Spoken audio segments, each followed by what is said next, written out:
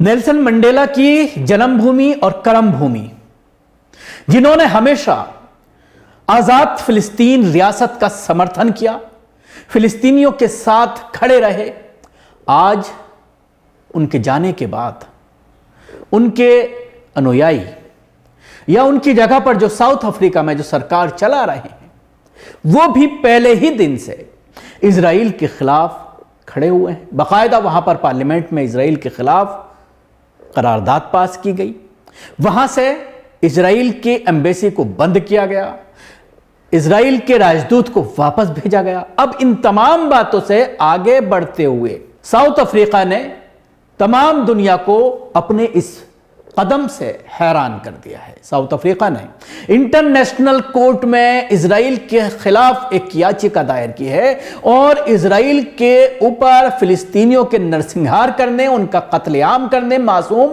फिलिस्तीनियों को शहीद करने का मुजरिम करार देते हुए उनके खिलाफ एक याचिका इंटरनेशनल कोर्ट में दायर की है।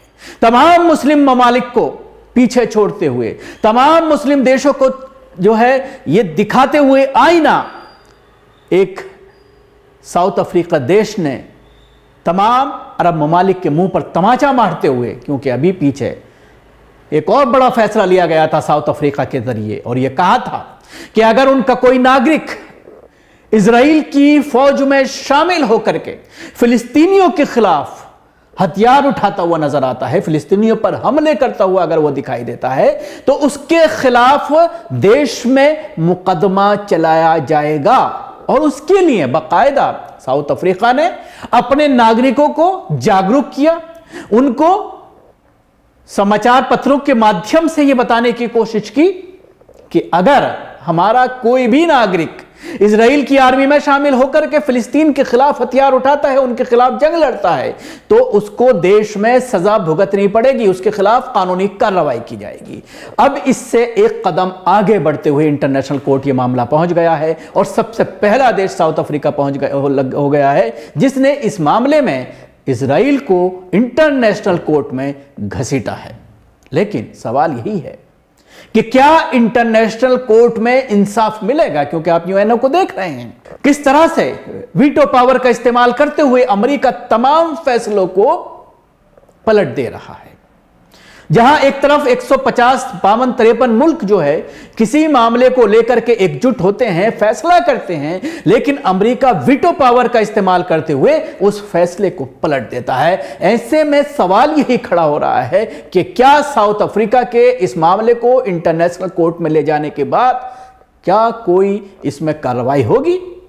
क्या इंटरनेशनल कोर्ट निष्पक्ष इसमें कोई फैसला ले पाएगा? आपको याद होना चाहिए यूनाइटेड नेशन के जो जनरल सेक्रेटरी हैं, उनके जरिए एक बयान दिया गया था इजराइल के खिलाफ, और उसके बाद इजराइल ने क्या कहा था? यूएनओ को मानने से इनकार कर दिया था और रेड क्रॉस के ऊपर किस तरह से बमबारी की गई फिलिस्तीन के अंदर। यूनाइटेड नेशन के जो लोग वहां पर रिलीफ का काम कर रहे हैं, उनमें कितने सैकड़ों लोगों को मार दिया गया, लेकिन उसके बावजूद यूनाइटेड नेशन खामोश रहा और फिर मजबूरन यूनाइटेड नेशन के जनरल सेक्रेटरी को अपने बयान को वापस लेना पड़ा और फिर अपने बयान से वो पलटते हुए नजर आए। तो आप अंदाजा लगा सकते हैं कि अमेरिका और इजराइल इन तमाम तथाकथित इंटरनेशनल ऑर्गेनाइजेशंस को धता बता रहा है।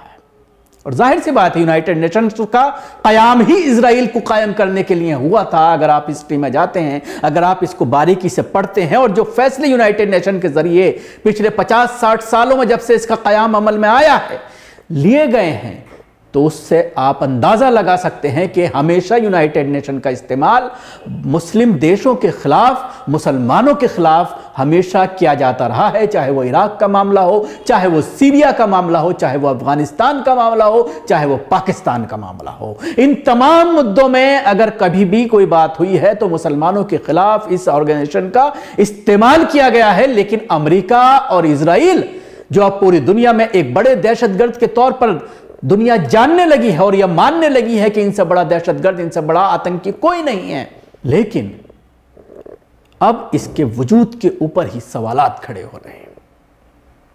और हालांकि यूनाइटेड नेशन चाहे कुछ एक्शन ना ले, या इजराइल के साथ अमेरिका जरूर खड़ा नजर आ रहा है, लेकिन जो बाकी मुल्क थे वो भी कहीं ना कहीं अपनी अवाम, जो इंसाफ पसंद अवाम है, उसके जरिए जो मुजाहिरे किए जा रहे हैं और बच्चों के और महिलाओं के जो कत्लेआम हो रहा है, 20,000 22,000 से ज्यादा कत्ल हो गया, जिसमें 12,000 से ज्यादा बच्चे और महिलाएं हैं, तो फिर अब दुनिया सवाल कर रही है कि अगर तुम्हें मारना ही है तो हमास को मारो, अगर तुम्हें खत्म ही करना है तो हमास को खत्म करो। हमास के बहाने तुम नस्ल कुशी क्यों कर रहे हो? क्यों गजा को भी अपने कब्जे में लेना चाह रहे हो? 1948 में जो एक करारदाद हुआ था, अलग अलग जगह बांटी गई थी इजराइल और फिलिस्तीन के लिए, लेकिन दुनिया इजराइल को तो मानती है, यूनाइटेड नेशन इजराइल को तो मानता है, लेकिन आजाद फिलिस्तीन की रियासत के कयाम को क्यों नहीं माना जाता? ये कई ऐसे सवाल हैं जो अब उठने लगे हैं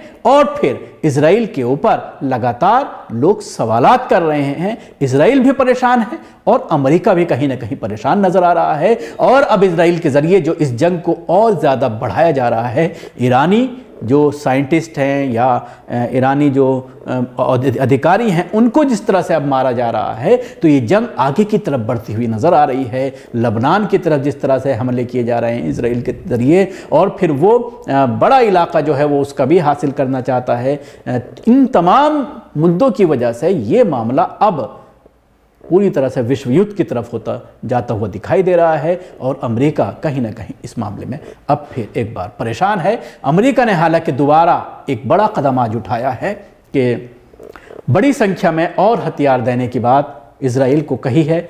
कांग्रेस से इजाज़त लेनी होती है, लेकिन हंगामी हालात का हवाला देते हुए, बिना अप्रूवल लिए हुए कांग्रेस के जो वहाँ के डिफेंस मिनिस्टर हैं, जो एक यहूदी है, उसके ज़रिए अपनी विशेष पावर का इस्तेमाल करते हुए और एक बड़ी खेप दोबारा जो है वो इजराइल की तरफ भेजी जा रही है। शुक्रिया आपको। हमारी कोशिश कैसे लगी जरूर बताएं। हमारे यूट्यूब चैनल को सब्सक्राइब करना ना भूलें। इसके साथ ही बेल आइकन जरूर दबाएं। अगर आप ये वीडियो फेसबुक पर देखना, पेज को लाइक करें, उसके साथ ही फॉलो भी करें।